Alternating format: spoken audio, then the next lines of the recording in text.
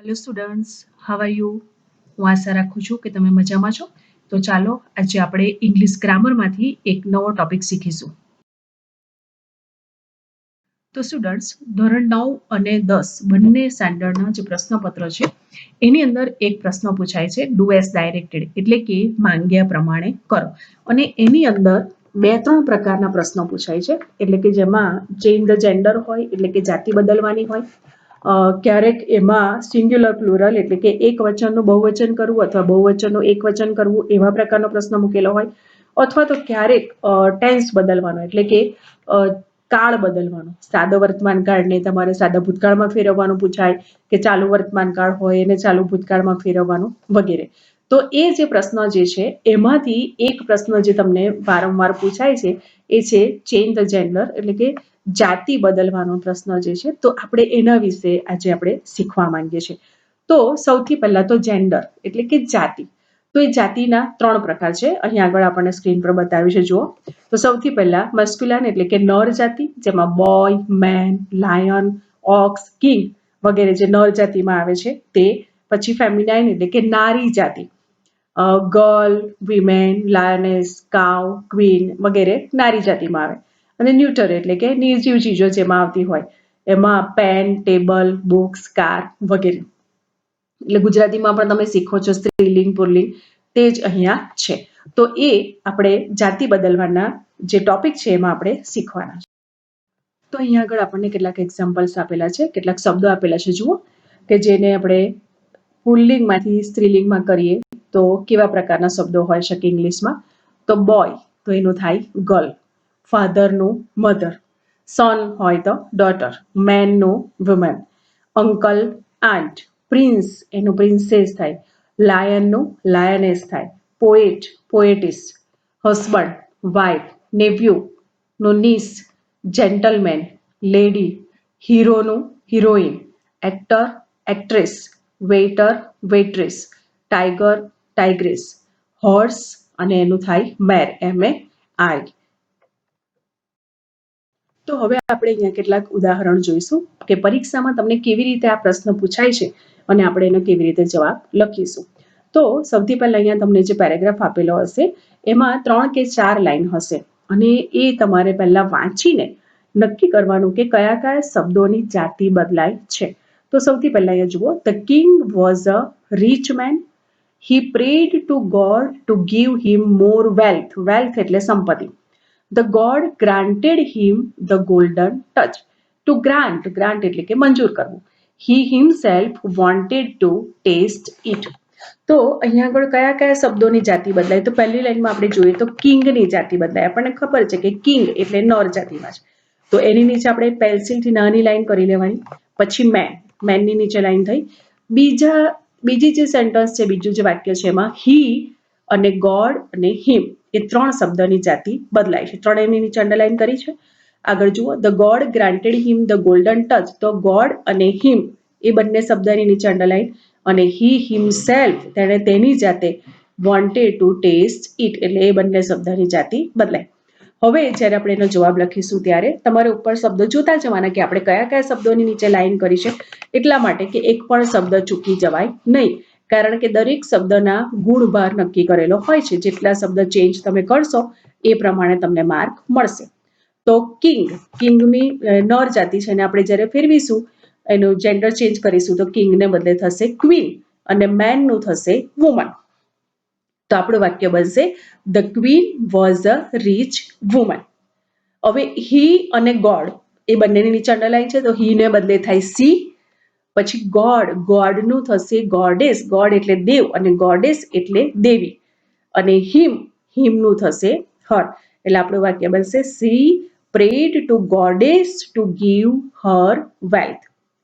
હવે જુઓ ત્રીજી લાઈન, એમાં પણ ગોડ અને હિમ એ બંને શબ્દ આગળ આવી ગયા છે. એટલે ગોડનું આપણે ગોડેસ કર્યું અને હિમનું હર કર્યું.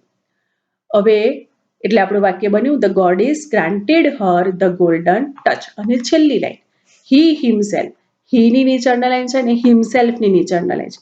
તો હીને બદલે થાય સી અને હિમસેલ્ફને બદલે થાય હરસેલ્ફ. બરાબર? એટલે આપણું વાક્ય બનશે, she herself wanted to taste it. એટલે તમને આ દરેક શબ્દ નર જાતિમાંથી તમે નારી જાતિમાં ફેરવો તો એ શબ્દ કયા શબ્દ બને છે તે તમને ધ્યાનમાં હોવું જોઈશે. અને બીજું કે તમે જ્યારે પણ જવાબ લખવા બેસો ત્યારે એક પણ શબ્દ ચૂકી જવાય નહીં, એનું પણ તમે ધ્યાન રાખશો. સેકન્ડ પેરેગ્રાફ જોઈએ. Look at that lady. She is a popular authoress. Her father was a well-known poet. Even her nephew is a good poet. હવે અહીંયા આગળ આપણે જે શબ્દોની જાતિ બદલાય છે તેની નીચે આપણે સૌથી પહેલા અંડરલાઈન કરી લીધું છે. જુઓ, સૌથી પહેલામાં લેડી. લેડી એટલે જેને આપણે ગુજરાતીમાં સન્નારી કહીએ, બરાબર? તો એની જાતિ બદલાશે. બીજી લાઈનમાં સી એટલે કે તેણી, તેની જાતિ બદલાશે. અને છેલ્લો શબ્દ છે એમાં ઓથોરિસ એટલે કે લેખિકા, એટલે જેને આપણે ગુજરાતીમાં લેખક, પુરુષ હોય લખનાર તો આપણે લેખક કહે છે, તેવી રીતે સ્ત્રી જે લખતી હોય તેને માટે વપરાય લેખિકા. એટલે અહીંયા આગળ એના માટે અંગ્રેજીમાં શબ્દ છે ઓથોરિસ. પછી ત્રીજી લાઈનમાં હર ની નીચે અંડરલાઈન અને ફાધર નીચે અંડરલાઈન કરી છે. અને છેલ્લો શબ્દ એમાં છે પોએટ, POET, પોએટ એટલે કે કવિ. તો કવિની નીચે અંડરલાઈન છે. જેવી જ રીતે ગુજરાતીમાં પણ થાય કવિ, અને જો સ્ત્રી જો કવિતા લખતી હોય તો તેને માટે ગુજરાતીમાં શબ્દ છે કવિત્રી, તેવી રીતે ઇંગ્લિશમાં પણ શબ્દ બદલાશે. એટલે કે પોએટની નીચે અંડરલાઈન કરી છે. અને ત્રીજી લાઈનમાં, છેલ્લી લાઈનમાં even Har nephew is a good poet. હવે નેફ્યુ શબ્દ જે છે એનો અર્થ થાય ભત્રીજો અથવા તો ભાણો. તો એ બધા શબ્દોની નીચે આપણે અંડરલાઈન કરી છે. હવે એનો જવાબ આપણે કેવી રીતે લખીશું જુઓ. તો look at that gentleman. Lady જેને માટે આપણે સન્નારી કહીએ છીએ, તો જ્યારે આપણે એની જાતિ બદલીશું ત્યારે ગુજરાતીમાં જેવી રીતે આપણે સજ્જન કહીએ છીએ તો અંગ્રેજીમાં એના માટે શબ્દ બનશે જેન્ટલમેન. એટલે લેડીનું થશે જેન્ટલમેન. એવી રીતે સી બીજી લાઈનમાં, તો સી નું થાય અહીંયા હી આપણે કર્યું. અને ઓથરિસ તો અહીંયા થશે ઓથર. એટલે he is a popular author. ઓથરિસની જાતિ બદલાય તો થઈ જશે ઓથર એટલે કે લેખક. તે જાણીતા લેખક છે. પોપ્યુલર એટલે જાણીતું. ચલો, her father was a well non poet એટલે કે તેણીના પિતા એ બહુ જાણીતા કવિ છે, હતા, સોરી. તો હરનું આપણે કર્યું હિઝ, ફાધરનું થઈ જાય મધર. હરને બદલે આપણે હિઝ મૂક્યું, ફાધરને બદલે મધર. અને છેલ્લો શબ્દ જે પોએટ એનું થશે પોએટિસ. જેવી રીતે ઓથરનું ઓથરિસ, એવી રીતે પોએટનું પોએટિસ. એટલે પાછળ ESS લાગે છે. બંને સ્પેલિંગ તમે ધ્યાનથી જુઓ, ઓથર અને પોએટનો. તો પોએટની પાછળ પણ ESS લાગે છે એટલે જાતિ બદલાય છે. એવી રીતે ઓથરની પાછળ ESS લાગે છે, જાતિ બદલાય છે. એટલે આપણો જવાબ બન્યો his mother was a well known poetess. એટલે તેમના માતા એ જાણીતા કવિયત્રી હતા. ચલો, છેલ્લી લાઈન ત્રીજી, એમાં આપણે હર અને નેફ્યુની નીચે અંડરલાઈન કરી છે અને પોઈટ. તો હરને બદલે થઈ જાય હિઝ, અને નેફ્યુ એટલે ભત્રીજો અને ભાણો, અને એને બદલે નીસ એટલે ભત્રીજી અથવા તો ભાણી. અને પોએટનું પોએટિસ. એટલે આપણી લાઈન બનશે even his niece is a good poetess. એટલે કે તેમની ભત્રીજી પણ જાણીતી અથવા તો સારા કવિયત્રી છે. તો આવી રીતે આપણે અંડરલાઈન કરેલા શબ્દોની જાતિ બદલવાની. બીજું એક એક્ઝામ્પલ જોઈએ. One day a man said to his wife, last night a lion came into the village. All women were frightened. The serpent's niece came out with a stick in her hand. હવે આપણે આગળ કર્યું તે પ્રમાણે અહીંયા પણ આપણે underline કરી લીધી છે જે શબ્દોમાં જાતિ બદલાય છે તેમાં. તો સૌથી પહેલી લાઈનમાં મેનની નીચે આપણે અંડરલાઈન કરી હિઝ અને વાઇફ. વાઇફ એટલે પત્ની. લાસ્ટ નાઇટ અ લાયન કેમ ઇન ટુ ધ વિલેજ. તો લાયનની નીચે આપણે અંડરલાઈન કરી. બીજા કોઈ શબ્દની જાતિ બદલાય એવું છે નહીં. આગળ ઓલ વિમેન વેર ફ્રાઇટન. ફ્રાઇટન એટલે કે ગભરાઈ જવું. તો બધી સ્ત્રીઓ ગભરાઈ ગઈ. તો વિમેનની જાતિ બદલાશે એટલે એની નીચે આપણે અંડરલાઈન કરી. The serpent's niece came out with a stick in her hand. તો એમાં નીસ આપણે આ શબ્દ આગળ પણ આવી ગયો. તો નીસ એટલે ભાણી અથવા ભત્રીજી. અને એટલે આપણે એની નીચે અંડરલાઈન કરી અને હરની નીચે આપણે અંડરલાઈન કરી છે. તો આટલા શબ્દોને આપણે બદલવાના છે. હવે આપણે એનો જવાબ જોઈએ. તો one day a woman said to her husband. મેનનું આપણે કર્યું વુમન, હિઝનું કર્યું હર, અને વાઇફનું થઈ જાય હસબન્ડ.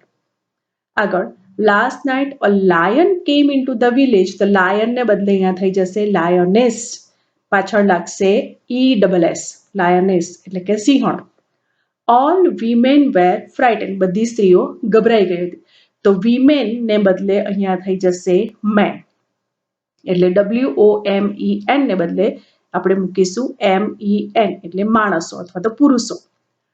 આગળની લાસ્ટ લાઈન જોઈએ. The sarpanch niece came out with a stick in her hand, તો નીસ ને બદલે આપણે મૂક્યું નેફ્યુ. આ શબ્દ આપણે આગળ શીખી ગયા. અને હરની નીચે આપણે અંડરલાઈન કરેલી હર ને બદલે જાતિ બદલાશે તો થઈ જશે હિઝ. એટલે આપણો આખો જે પેરેગ્રાફ બનશે તે આવી રીતે બનશે.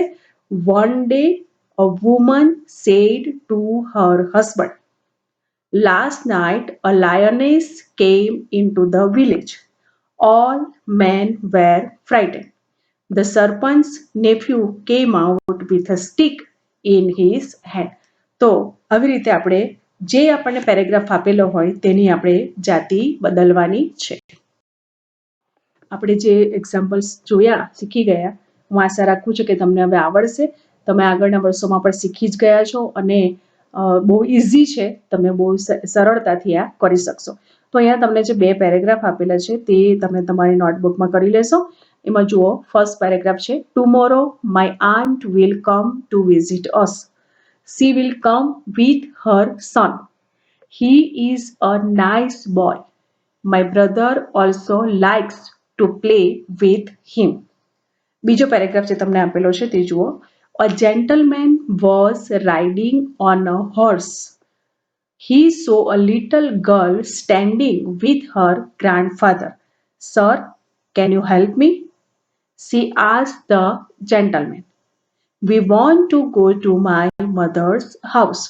હવે આ બંને પેરેગ્રાફ તમારે તમારી નોટબુકમાં લખી લેવાના છે અને મેં તમને આગળ જે પ્રમાણે કીધું તે પ્રમાણે સૌથી પહેલા તમારે પેન્સિલથી અથવા પેનથી તમે જે જે શબ્દોની જાતિ બદલાય છે એટલે કે જેન્ડર ચેન્જ થાય એવું છે તે બધાની નીચે પહેલા અંડરલાઈન કરી લેવાની અને પછી એ શબ્દને બદલે જે બદલાતો શબ્દ જે છે, જાતિ બદલાયેલા જે શબ્દ મૂકવાનો છે તે તમારે જવાબની અંદર પેરેગ્રાફની અંદર મૂકવાના અને એની નીચે એ આખો તમે પેરેગ્રાફ લખીને તમે જે શબ્દની જાતિ બદલો છો એની નીચે પણ તમારે અંડરલાઈન કરવાની, એટલે કે જવાબમાં પણ તમારે અંડરલાઈન કરતા જવાનું છે.